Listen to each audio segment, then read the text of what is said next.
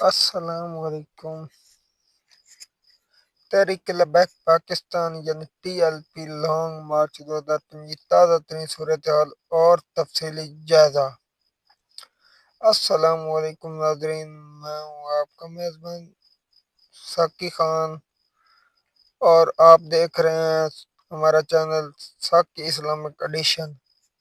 آج کی اس ویڈیو میں ہم بات کریں گے تحریک لبیک پاکستان کے لانگ مارچ کے بارے میں، جو اس وقت پورے ملک کی توجہ کا مرکز بنا ہوا ہے۔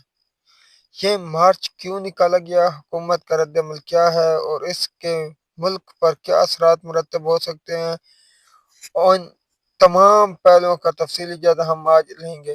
تحریک لبیک پاکستان یا TLP ایک مذہبی اور سیاسی جماعت ہے جو 2015 میں علامہ خادم حسین رضوی کی قیادت میں ابھری۔ یہ جماعت ناموس رسالت کے مسئلے پر سخت موقف کے باعث پہچانی جاتی ہے۔ 2017 میں فیض آباد دھرنے کے بعد TLP ملکی سیاست میں ایک بڑی قوت کے طور پر سامنے آئی۔ اس کے بعد سے یہ جماعت مختلف مواقع پر احتجاج اور لانگ مارچ کرتی رہی ہے، چاہے وہ فرانس میں گستاخانہ حقوق کا معاملہ ہو یا کسی حکومتی پالیسی پر اختلاف۔ موجودہ مارچ کی بنیاد۔ اس بار تحریک لبیک نے لبیک یا اقصی مارچ کے نام سے یہ لانگ مارچ شروع کیا ہے۔ پارٹی کا کہنا ہے کہ یہ احتجاج فلسطین میں جاری مظالم کے خلاف اور اسلامی دنیا کے اتحاد کے لیے ہے۔ تاہم کچھ تجزیہ کاروں کے مطابق اس مارچ کے سیاسی پہلو بھی موجود ہیں، جیسے حکومت پر دباؤ ڈالنا اور اپنی عوامی مقبولیت کو دوبارہ زندہ کرنا۔ تازہ اطلاعات کے مطابق مارچ کا آغاز لاہور سے ہوا، جہاں ہزاروں کارکن نے شرکت کی۔ پولیس اور مظاہرین کے درمیان جھڑپوں کی اطلاعات بھی سامنے آئی ہیں، جن میں آنسو گیس، لاٹھی چارج اور پتھراؤ شامل تھے۔ کچھ رپورٹس کے مطابق کئی افراد زخمی ہوئے، جبکہ حکومت نے دعویٰ کیا ہے کہ وہ امن برقرار رکھنے کی پوری کوشش کر رہی ہے۔ حکومت کی جانب سے مختلف شہروں میں سڑکیں بند کر دی گئی ہیں۔ GT روڈ، گوجرانوالہ، شیخوپورہ اور دیگر علاقوں میں کنٹینر لگا کر راستہ روکے گئے ہیں۔ اسلام آباد میں ریڈ زون کی سیکورٹی بڑھا دی گئی ہے اور پولیس اور رینجرز کے اضافی دستے تعینات کیے گئے ہیں۔ انٹرنیٹ سروس بھی کئی مقامات پر عارضی طور پر بند کر دی گئی ہے۔ شہریوں کی روزمرہ زندگی بری طرح متاثر ہوئی ہے۔ ٹریفک جام، دکانوں کا بندش اور پبلک ٹرانسپورٹ کی معطلی نے مشکلات پیدا کر دی ہیں۔ کئی طلباء اور ملازمین اپنے اداروں تک نہیں پہنچ سکے۔ عوامی رائے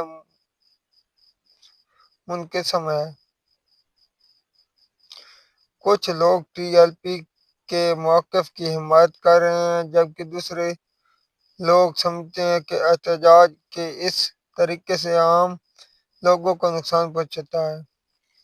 سیاسی ماہرین کے مطابق اگر یہ احتجاج ایک طرف عوامی دباؤ پیدا کرنے کی TLP کوشش ہے اور دوسری طرف اپنی قوت دکھانے کا موقع بھی ہے۔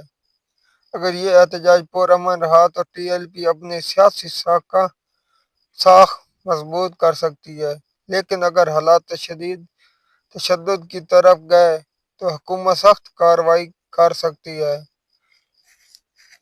جس سے حالات مزید بگڑ سکتے ہیں۔ ذرائع کے مطابق حکومت اور TLP قیادت کے درمیان پس پردہ رابطے جاری ہیں۔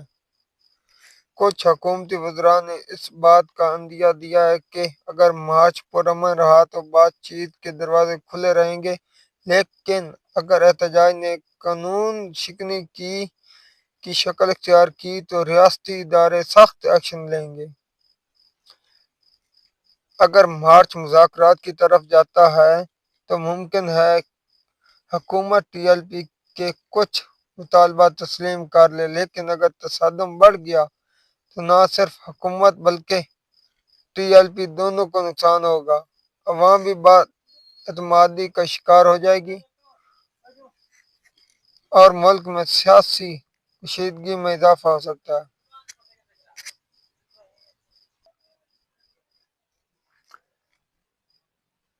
آخر میں یہی کہا جا سکتا ہے کہ پاکستان کو اس وقت اتحاد، برداشت اور پرامن احتجاج کی ضرورت ہے۔ اختلاف رائے جمہوریت کا حصہ ہیں، لیکن اگر یہ اختلاف تشدد میں بدل جائیں تو نقصان صرف ملک اور عوام کا ہوتا ہے۔ دعا ہے کہ یہ معاملہ خیر و عافیت سے حل ہو۔ اگر آپ کو ویڈیو پسند آئی ہو تو لائک کریں، تبصرہ کریں اور چینل کو سبسکرائب کر کے بیل آئیکن ضرور